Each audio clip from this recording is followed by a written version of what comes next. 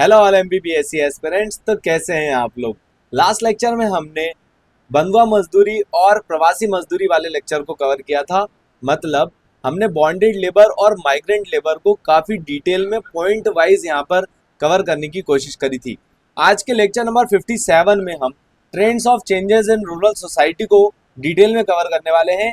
यहाँ पर ये सारे notes to the point point form में है विथ रिलेटेबल एग्जाम्पल, जिनको आप डायरेक्टली मेंस में कोड करेंगे तो आपको ज़्यादा से ज़्यादा मार्क्स जो है गेन होंगे।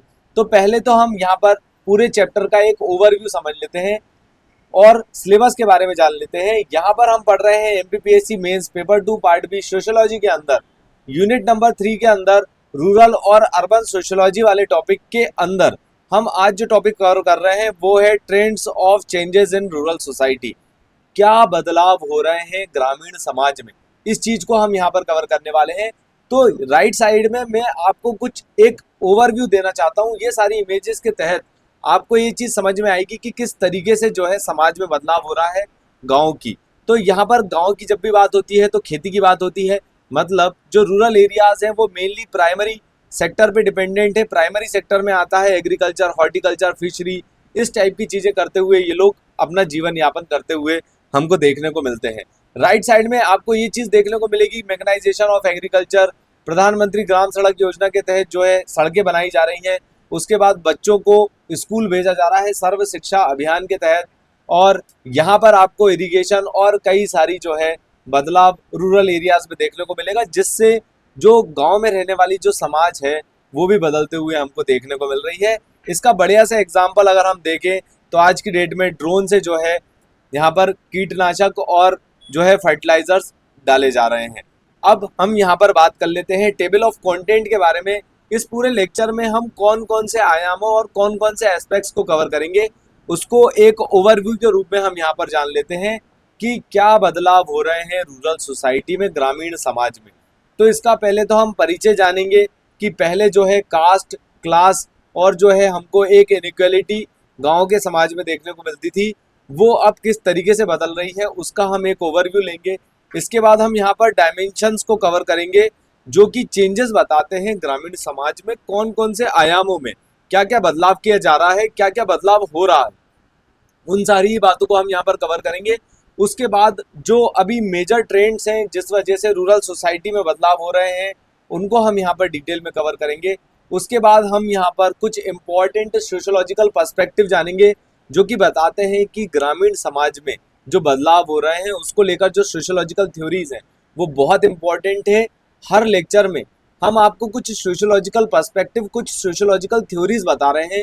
वो एग्जाम पॉइंट ऑफ व्यू से बहुत ज़्यादा इंपॉर्टेंट हो जाती है क्योंकि आपको ये एग्जाम में कोड करनी ही पड़ेगी। अब इसके बाद हम पढ़ेंगे कुछ चैलेंजेस जो कि रूरल ट्रांसफॉर्मेशन में सामने आते हैं, जैसे कि पैसे की तंगी होना और भी कई सारे कारण हैं। ये भी हम यहाँ पर डिटेल में कवर करेंगे। उसके बाद हम जानेंगे किस तरीके से जो है गवर्नमेंट और स्टेट्स, यहाँ पर जो सरकार है वो किस तरीके से इंटरवीन करती है, लोगों का पार्टिसिपेशन कितना ज़्यादा ज़रूरी है और योजनाओं के बारे में हम यहाँ पर कुछ बातें जानेंगे। और लास्टली हम हमारे लेक्चर को फाइनली कंक्लूड करेंगे। आगे बढ़ेंगे टॉपिक में, जानेंगे क्या है परिचय इस पूरे टॉपिक का। तो यहाँ पर आपको देखने को मिलेगा जो गांव का समाज है वहाँ पर अब जो बदलाव हो रहे हैं वो क्यों हो रहे हैं, क्योंकि मॉडर्नाइजेशन हो रहा है। ओवरऑल आज की डेट में औद्योगिकरण हो चुका है, इंडस्ट्रियलाइजेशन हो चुका है। ग्लोबलाइजेशन के कारण लोग दूसरी दुनिया के प्रोडक्ट्स जो है यूज़ कर रहे हैं। मतलब भारत में चाइना के प्रोडक्ट, यूएसए के प्रोडक्ट और सऊदी अरेबिया के प्रोडक्ट, इस टाइप की जो दूसरे देशों से इम्पोर्ट एक्सपोर्ट हो रहा है, ये मेनली काय के कारण हो रहा है। 1991 में जो हमने इकोनॉमिक रिफॉर्म करे थे, ग्लोबलाइजेशन, प्राइवेटाइजेशन और लिबरलाइजेशन के तहत हमको ये चीज़ देखने को मिलती है। तो इस वजह से क्या हो रहा है कि समाज में भी बदलाव हो रहे हैं। इसके बाद एक चीज़ ये भी देखने को मिलती है कि शहरीकरण हो रहा है, अर्बनाइजेशन हो रहा है, लोगों में एजुकेशन जो है अब लेवल बढ़ता जा रहा है, लोग लिटरेट होते जा रहे हैं। उसके बाद सरकार की योजनाएं भी जो हैं रूट लेवल तक पहुंच रही हैं, जिससे कि बदलाव हो रहे हैं सोशल स्ट्रक्चर में, इकोनॉमी में, वहाँ की राजनीति में। मतलब पॉलिटिकल स्ट्रक्चर में कास्ट जो सिस्टम हुआ करता था, जाति आधार पर जो है गांव में बहुत ज़्यादा नाटक हुआ करते थे, उनको लेकर अब जो है लोगों में समझ आ गई है। लोग जो है कुछ अच्छा यहाँ पर बदलाव चाह रहे हैं। इसके बाद आज की डेट में हमको वुमेन एम्पावरमेंट भी देखने को मिलता है। तो यहाँ पर एक चीज ये भी देखने को मिलती है कि जेंडर रोल्स में भी जो पहले पेट्रियार्कल सोसाइटी में मेनली हमको देखने को मिलता था कि जो वुमेन है वो सब्सिडरी रहती थी मेंस की, तो यहाँ पर अब जो है वुमेन का रोल भी हमको देखने को मिलता है। और ओवरऑल जो गांव की फैमिलीज हैं वो अब मॉडरेट हो रही हैं, चेंजेस हो रहे हैं उनमें, जिसको हम यहाँ पर कवर करने वाले हैं, trends of changes in rural society के अंदर। तो अब हम यहाँ पर अलग अलग डायमेंशंस, अलग अलग एस्पेक्ट्स को कवर करेंगे। इकोनॉमी, एग्रेरियन मतलब एग्रीकल्चर के पॉइंट ऑफ व्यू से, जाति समाज के आधार पे, उसके बाद फैमिली और रिश्तेदारी के आधार पे महिलाओं का क्या प्रतिनिधित्व चल रहा है, वुमेन का क्या रोल है, उसके बाद एजुकेशन का इस पूरे बदलाव में क्या रोल है, पॉलिटिकल चेंजेस क्या हो रहे हैं पंचायती राज आने के बाद, और टेक्नोलॉजी मीडिया के कारण लोगों में क्या बदलाव आ रहा है। लास्टली हम यहाँ पर माइग्रेशन और अर्बन एरियाज में जो लोग जुड़े हुए हैं, जो लोग माइग्रेट करके दूसरे जगह पे जाते हैं और वापस रिवर्स माइग्रेट करते हैं, अपनी नेटिव प्लेस पे आते हैं, तो उस वजह से भी काफ़ी ज़्यादा बदलाव हमको रूरल एरियाज में देखने को मिलता है। आगे बढ़ेंगे टॉपिक में, एक एक करके सारी ही आयामों को डिटेल में कवर करेंगे। इकोनॉमिक पॉइंट ऑफ व्यू से हम यहाँ पर शुरू करते हैं। पहले जो एग्रीकल्चर होता था वो मैनुअली होता था, लोग खुद अपने हाथों से ही, ह्यूमन रिसोर्स से ही पूरा एग्रीकल्चर होता था, मतलब मशीनरी उतनी ज़्यादा नहीं हुआ करती थी। आज की डेट में बहुत ज़्यादा मशीनरी का इस्तेमाल किया जा रहा है और लोग जो हैं एग्रीकल्चर से शिफ्ट होके micro small industries, small scale industries को बना रहे हैं गाँव में। लघु उद्योगों पे भी ध्यान दिया जा रहा है और एग्रीकल्चर से जुड़े हुए जो सेक्टर्स हैं जैसे फिशरीज, मछली पालन, दूध जो है उसका उत्पादन, मिल्क प्रोडक्शन, इस टाइप की चीज़ें करके लोग जो है अच्छा पैसा कमा रहे हैं। इस वजह से भी समाज में बदलाव हमको देखने को मिल रहा है। यहाँ पर सर्विस, मैन्युफैक्चरिंग और ट्रांसपोर्ट सेक्टर जैसे सारी ही चीज़ें बढ़ते हुए हमको रूरल एरियाज़ में अब देखने को मिल रही हैं। और जो जन्म जन्मांतर से चली आ रही जो चीज़ें थी, जैसे वीविंग करना, पोल्ट्री का काम करना और जो ब्लैक स्मिथ जैसी चीज़ें होती थी, वो सारी चीज़ें अब जो है नीचे आते हुए हमको देखने को मिल रही हैं गांव के एरियाज़ में। एग्रीकल्चर की बात करेंगे तो बहुत ही बड़ा बदलाव किया है ग्रीन रेवोल्यूशन में। 1970s के आसपास ये ग्रीन रेवोल्यूशन हुआ था, जिसको हम हरित क्रांति के रूप में जानते हैं।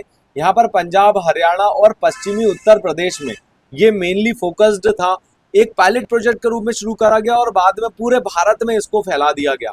तो ग्रीन रेवोल्यूशन से एक नई तरीके की कैपिटलिस्ट फार्मिंग जो है, पैसा कमाने वाली फार्मिंग बढ़ते हुए हमको देखने को मिली और यहाँ पर मैकेनाइजेशन बढ़ा और इस वजह से क्या हुआ, मैनुअल लेबर की जो डिमांड है वो कम हो गई। यहाँ पर ओवरऑल देखें तो रूरल मार्केट्स में काफ़ी ज़्यादा पैसा आने लग गया और बैंकिंग वाली जो फैसिलिटी है, micro credit facility, rural areas में नाबार्ड के तहत पहुँचाई गई, जिसको 1982 में बनाया गया था नाबार्ड बैंक को। सेल्फ हेल्प ग्रुप को भी बढ़ावा दे रही है सरकार, ताकि जो है रूट लेवल तक, इंटरनल एरियाज तक जो है पैसा पहुंच सके और फॉर्मल क्रेडिट के तहत लोगों को लोन मिल सके और वो पैसा इन्वेस्ट करके या कुछ मैकेनाइज्ड करके जो है अच्छा उत्पादन कर सके। तो इस वजह से ये सारे इकोनॉमिक जो बदलाव हो रहे थे रूरल एरियाज में, हमने उनको कवर किया। हम इस पूरे चैप्टर में जो बात कर रहे हैं, जो ट्रेंड चेंज हो रहा है रूरल सोसाइटी में, उसकी बात कर रहे हैं। तो जब समाज में बदलाव होता है यहाँ पर, तो ऑब्वियस सी बात है सारे ही पहलुओं की बात होती है, चाहे वो इकोनॉमिक पॉइंट ऑफ व्यू हो, पॉलिटिकल हो, सोशल हो, सारी ही एस्पेक्ट्स को हम अभी कवर करने वाले हैं। तो एग्रेरियन स्ट्रक्चर की बात करेंगे तो पहले से ही चला आ रहा था जमींदारी सिस्टम, इसको अबॉलिश कर दिया। जिन लोगों के पास अत्यधिक जमीन हुआ करती थी वहाँ पर लैंड सीलिंग करी गई, लैंड रिफॉर्म किए गए, जिससे प्रॉपर डिस्ट्रीब्यूशन ज़मीनों का हो पाया। यहाँ पर जो मिडिल क्लास जो पीसेंट्स हुआ करते थे, किसान हुआ करते थे, उनमें जो है यहाँ पर बढ़ोतरी होते हुए देखने को मिलती है। जाट्स और यादव्स ये ग्रो करते हुए हमको देखने को मिलते हैं। जिन लोगों के पास ज़मीन नहीं है, जो मार्जिनलाइज्ड स्मॉल फार्मर्स हैं, उनको भी यहाँ पर काफ़ी ज़्यादा जो है मदद मिलती है। इसके बाद जो एग्रेरियन डिस्ट्रेस है, जो एग्रेरियन डिस्ट्रेस है, जैसे फार्मर सुसाइड, इंडेप्टनेस और जो इनकम में जो गिरावट आई है, ये चीज़ें एक समस्या को बताती हैं जो कि कई सारे रीजन्स में है। फार्मर सुसाइड, इंडेप्टनेस और जो डिक्लाइनिंग इनकम है, ये मेनली उन सारे एरियाज़ की बात हो रही है जहाँ पर इरिगेशन फैसिलिटीज़ नहीं है। ये सारी चीज़ें हमको वहाँ पर देखने को मिलती है, जो कि गाँव का समाज उस पर्टिकुलर एरियाज़ का बताता है।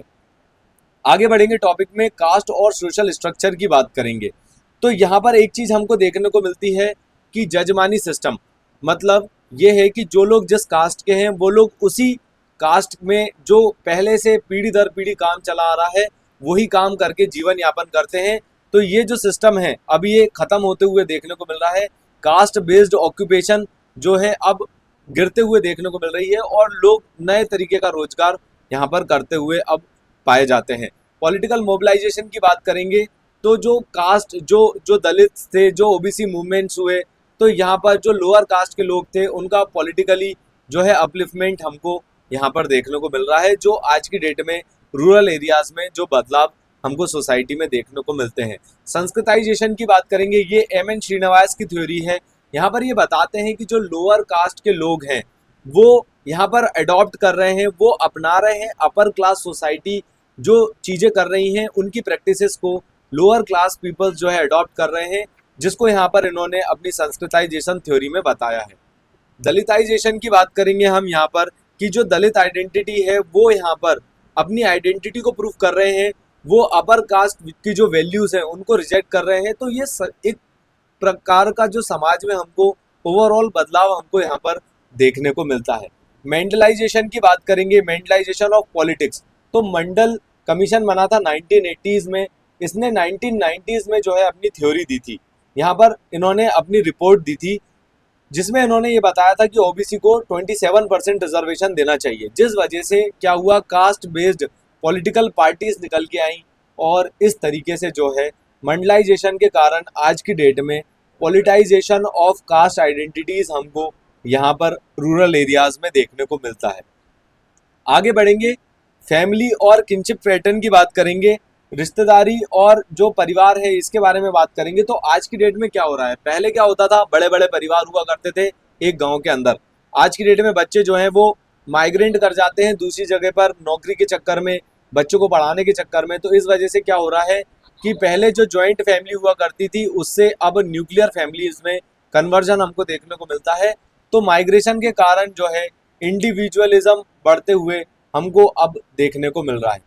इसके बाद जो जेंडर रोल्स है वो भी यहाँ पर चेंज हो रहे हैं कि वुमेन्स का अब फैमिली में जो है रोल बढ़ता जा रहा है, उनका प्रतिनिधित्व अब हमको यहाँ पर देखने को मिलता है। ओवरऑल बात करेंगे तो जो ट्रेडिशनल पेट्रियार्कल एल्डर अथॉरिटी हुआ करती थी रूरल सोसाइटी में, जो बुजुर्ग लोग हुआ करते थे, सारी बातें पुरुषों की ही मानी जाती थी। अब ये चीज़ें जो है समाज में बदलाव होते हुए हमको देखने को मिल रहा है। अगर हम बात करें मैरिज पैटर्न्स की तो यहाँ पर आज भी हमको रूरल एरियाज में जो है एंडोगेमी देखने को मिलती है। लोग अपनी ही समाज में शादी करना पसंद करते हैं, लेकिन कुछ एरियाज में जो है आज की डेट में बदलाव होने के कारण अब लव मैरिज को ज़्यादा तवज्जो दिया जाने लगा है इंडिविजुअली। आगे बढ़ेंगे, वुमेन और जेंडर रोल्स के बारे में कुछ और बातें जानेंगे। महिलाओं का प्रतिनिधित्व किस तरीके से बढ़ रहा है, तो वुमेन का पार्टिसिपेशन बढ़ रहा है पॉलिटिक्स में, पंचायत में। ऑब्वियस ही बात है यहाँ पर उनको 1/3 रिजर्वेशन दिया जा रहा है। तो वुमेन का रोल यहाँ पर पंचायत के इलेक्शन में हमको देखने को मिलता है, म्यूनसिपैलिटी में जो इलेक्शंस होते हैं उनमें भी हमको देखने को मिलता है। ओवरऑल इकोनॉमी की बात करेंगे तो जैसे हमने लास्ट लेक्चर में कुटुम्बश्री जो सेल्फ हेल्प ग्रुप है केरला का, उन्होंने यहाँ पर पॉवर्टी एलिवेशन के लिए काम किया महिलाओं के लिए। तो इस तरीके से जो है सेल्फ हेल्प ग्रुप भी जो है काम करते हुए महिलाओं का उत्थान करते हुए हमको देखने को मिलते हैं। ओवरऑल आज की डेट में जेंडर बेस्ड वायलेंस आज भी हमको रूरल एरियाज में देखने को मिलता है। दहेज प्रथा आज भी हमको वहाँ पर देखने को मिलती है। लेकिन आज जो है कई सारे ऐसे मूवमेंट्स हो रहे हैं, hashtag me too movement, social media के कारण जो है महिलाओं में काफ़ी सारे बदलाव, और अब रूरल एरियाज में जो है वुमेन मूवमेंट्स के कारण काफ़ी ज़्यादा अब बदलाव हमको देखने को मिलते हैं महिलाओं की स्थिति में। आगे बढ़ेंगे टॉपिक में, एजुकेशन और एस्पिरेशन के हिसाब से चीज़ों को समझेंगे कि एजुकेशन होने के कारण रूरल जो सोसाइटी है, ग्रामीण समाज में क्या बदलाव आ रहा है। तो लोग अब पढ़ लिख गए हैं, तो जो पहले मार्जिनलाइज्ड ग्रुप हुआ करते थे उनको अब यहाँ पर समझ आ चुकी है। कई सारे प्राइवेट स्कूल्स जो है ग्राउंड लेवल पर, मतलब रूरल एरियाज तक अपनी रीच रखते हैं, वहाँ पर बस फैसिलिटी प्रोवाइड करते हैं। तो यहाँ पर एक प्रॉपर मोबिलिटी और सोशल ट्रांसफॉर्मेशन हमको देखने को मिल रहा है ग्रामीण समाज में। पॉलिटिकल चेंजेस की बात करेंगे तो यहाँ पर जब से 73rd अमेंडमेंट आया है तब से पंचायती राज इंस्टीट्यूशंस को बनाना मैंडेटरी कर दिया गया पूरे भारत में। तो democratisation of rural power structure हमको देखने को मिलता है कि लोकतांत्रिक में किस तरीके से कन्वर्ट हो गई। तो जो पहले के पटेल और जो साहूकार हुआ करते थे वो यहाँ पर आज भी अपना दबदबा रूरल एरियाज में, गांव के क्षेत्रों में बताते हैं। तो इस तरीके से लोकतांत्रिकरण इस जगह का, इन चीज़ों का हो चुका है। अगर हम बात करें SC ST OBC और वुमेन की, तो यहाँ पर उनको रिजर्वेशन दिया जा रहा है ताकि उनका वाइटल रोल पंचायती राज इंस्टीट्यूट्स में और पंचायती राज जो पूरी व्यवस्था है उसमें SC ST OBCs और वुमेन्स का रोल रह सके। तो इस वजह से यहाँ पर इनको रिजर्वेशन दिया जा रहा है।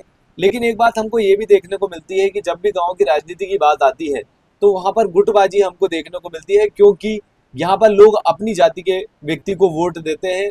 अगर उनकी जाति का व्यक्ति खड़ा हुआ है तो वो ऑब्वियसली उसी को वोट देते हैं। तो यहाँ पर कास्ट बेस्ड वोटिंग पैटर्न हमको जो है देखने को मिलता है। पॉलिटिकल अवेयरनेस की बात करेंगे तो इसी वजह से जो है लोगों का पार्टिसिपेशन, लोगों का उत्साह लोकल इलेक्शंस में या हम कहें पंचायती राज इलेक्शंस में हमको अब देखने को मिलता है।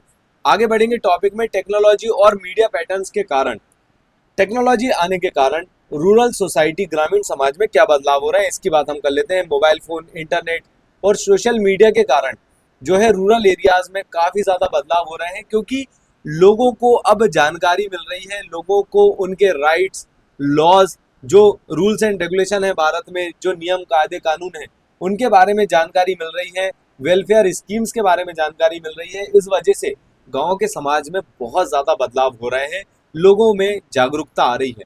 टीवी और इंटरनेट के कारण अब हमको उनकी कल्चरल वैल्यूज़ और जो उनके कंजम्पशन पैटर्न्स, लाइफ स्टाइल्स हैं उसमें भी हमको बदलाव देखने को मिल रहा है।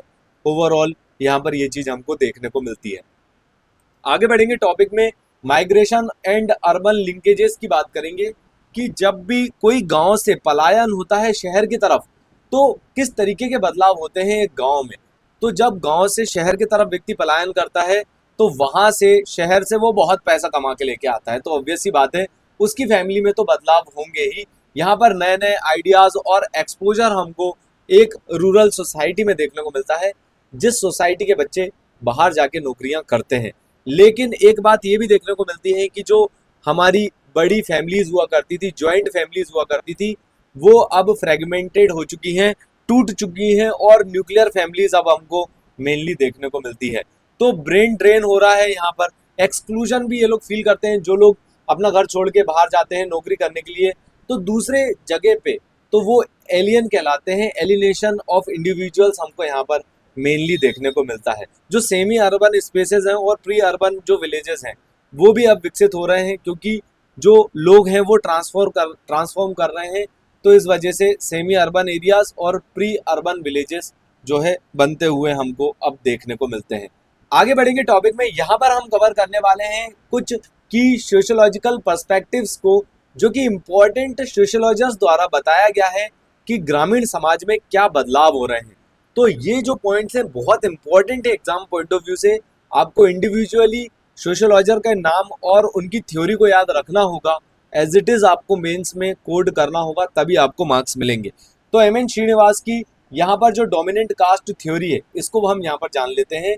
ये यहाँ पर बताते हैं, जोर देते हुए बताते हैं कि जो पावरफुल लोग रहे हैं, जो एक समाज होती है गांव की, वहाँ पर जो ऊंचे तबके के लोग रहते हैं जो पहले से ही पावरफुल हैं, वो हर चीज़ पे अपना दबदबा बताते हैं, चाहे वो इकोनॉमिक रिसोर्सेज हो, पॉलिटिकल इन्फ्लुएंस हो या न्यूमेरिकल स्ट्रेंथ या रिचुअल स्टेटस।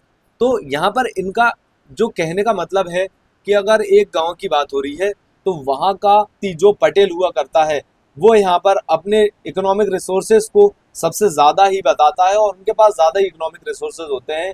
जब भी यहाँ पर चुनाव होता है तो वो पॉलिटिकल इन्फ्लुएंस भी यहाँ पर दिखाएंगे, और जब भी कोई हमारी रिलीजियस प्रैक्टिस होती है, कोई रिचुअल यहाँ पर होता है, कोई प्रथा जब एक गांव में मनाई जाती है तो वहाँ पर भी ये अपना दबदबा ठोकने से पीछे नहीं हटते। ऐसा MN श्रीनिवास ने अपनी डोमिनेंट कास्ट थ्योरी में बताया है।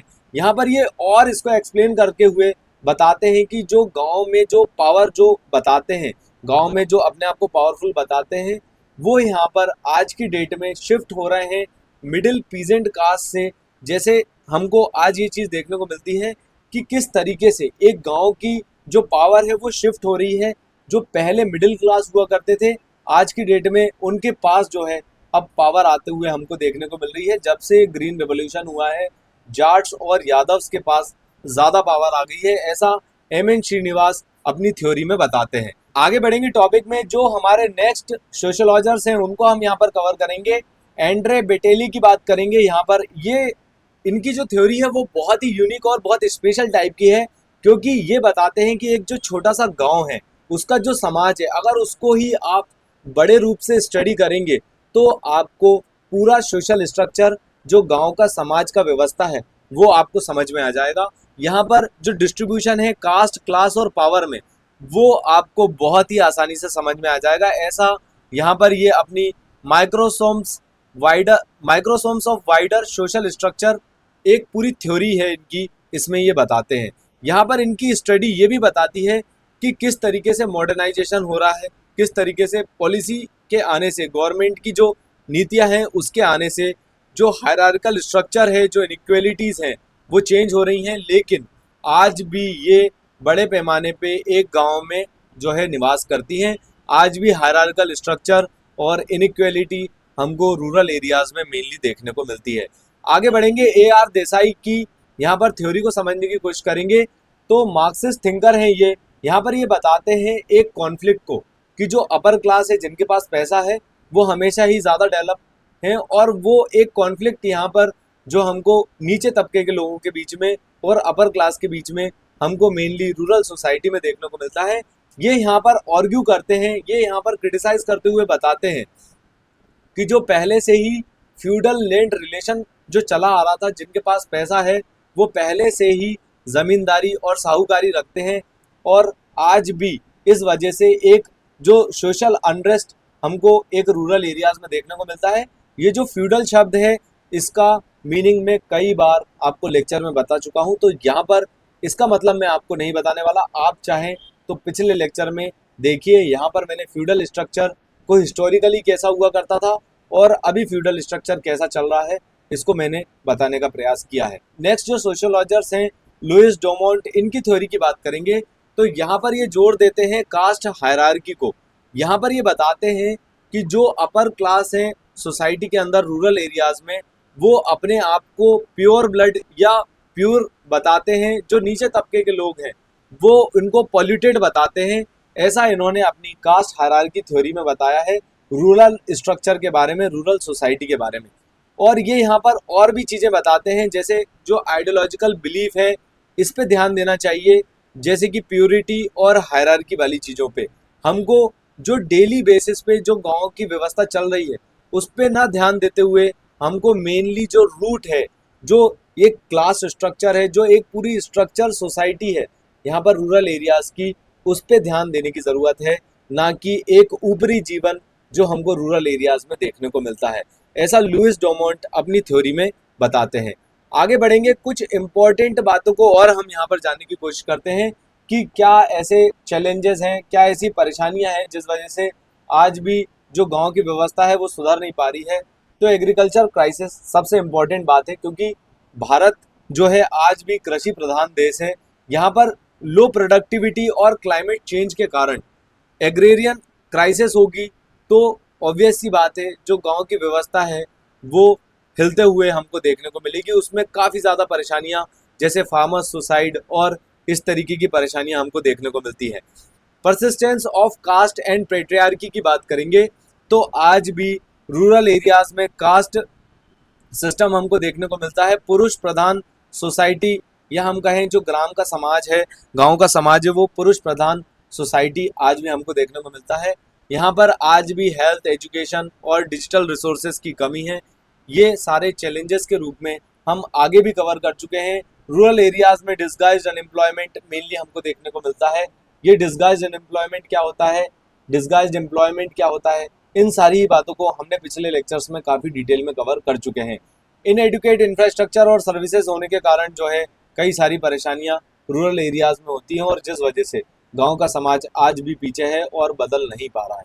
यहाँ पर गवर्नमेंट के कई सारी नीतियां हैं, कई सारी पॉलिसीज हैं जिससे वो इस चीज़ को बदलने का प्रयास कर रही है। जैसे लैंड रिफॉर्म्स किए, ग्रीन रिवोल्यूशन आया, वाइट रिवोल्यूशन और अब चल रहा है round revolution. MNREGA, public distribution system, प्रधानमंत्री आवास योजना ग्रामीण, प्रधानमंत्री ग्राम स्वराज योजना, ये चीज़ भी हमको देखने को मिलती है। सेल्फ हेल्प ग्रुप से माइक्रो क्रेडिट फैसिलिटी यहाँ पर प्रोवाइड करने का काम सरकार कर रही है। लोगों का पार्टिसिपेशन भी यहाँ पर सिविक जो हमको देखने को मिलता है सिविक सोसाइटी में, वो भी यहाँ पर काफ़ी इंपॉर्टेंट रोल प्ले करता है कोई भी एरिया या हम कहें गांव के विकास के लिए। लेकिन digital India, skill India, startup India से काफ़ी सारे बदलाव हमको छोटे और बड़े पैमाने पे देखने को मिलते हैं। आगे बढ़ेंगे, लास्टली हम हमारे लेक्चर को कंक्लूड करेंगे तो यहाँ पर एक पूरा मिश्रण हमको रूरल सोसाइटी में देखने को मिलता है। काफ़ी डायनेमिक ये सोसाइटी है जो कि आज की डेट में भले ही स्लो या हम कहें डायनेमिकली जो है ट्रांजिशन हमको यहाँ पर देखने को मिल रहा है।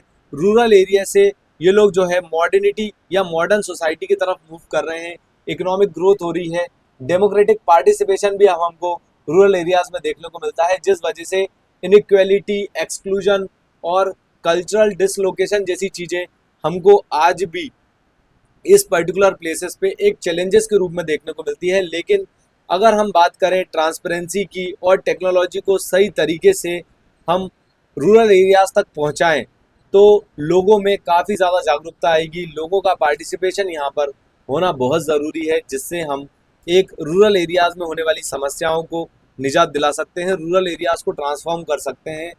लास्टली, पॉलिसी और गवर्नमेंट का इंटरवेंशन बहुत ज़्यादा इम्पोर्टेंट होता है कोई भी एरियाज़ को डेवलप करने के लिए। वहाँ पर सबसे बड़ा चैलेंज जो होता है वो होता है फाइनेंशियल कॉन्स्ट्रेंट्स। असल में फाइनेंशियल कॉन्स्ट्रेंट्स तो भारत में नहीं है, लेकिन करप्शन के कारण लोगों तक मूलभूत चीज़ें नहीं पहुँच पाती, जिस वजह से आज भी गाँव का एरिया काफ़ी ज़्यादा पिछड़ा हुआ है, जिसको हमको ट्रांसफॉर्म करने की बहुत ज़्यादा ज़रूरत है। और फार्मर सुसाइड को लेकर बहुत ही स्ट्रॉन्ग और स्ट्रिक्ट स्टेप्स भारत सरकार द्वारा लेना चाहिए। यहाँ हमारा लेक्चर एंड होता है। अगर आपको हमारा कंटेंट पसंद आता है तो आप इस वीडियो को लाइक कर सकते हैं, ज़्यादा से ज़्यादा लोगों तक इस वीडियो को शेयर कीजिए। Thanks for watching, please subscribe to this channel. Thank you.